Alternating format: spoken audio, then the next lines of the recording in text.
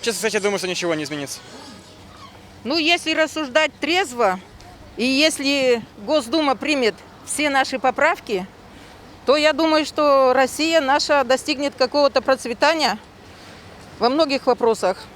И в вопросах экологии, и в государственных вопросах. Ну, если с президентом Путиным, то никакую. За Арсена Сергеевича только даже бы в президент его Российской Федерации. Тогда бы видела цветущую Россию. Все же в основном знают, что поправки, они по сути незаконны же.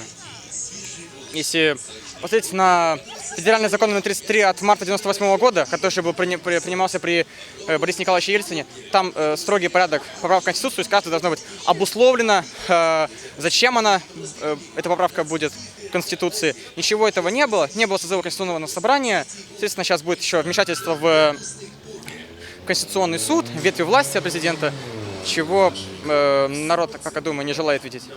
Ну, не знаю, власть сменилась. Я так вижу. Власть поменяется. Хотелось бы, конечно, больше, чтобы в нашей России больше уделилось внимание детям. Я думаю, через 10 лет все же больше будет построено школ, садов, детских садов. Ну, вот я думаю, что, наверное, будет все же какой-то прогресс в этом вопросе через 10 лет. Дай Бог, чтобы мы дожили до этого. За Якутию, за нашего Арсена Сергеевича. Это что касается нашей Якутии. Но я бы, конечно, была даже бы вообще только за, чтобы он был президентом России.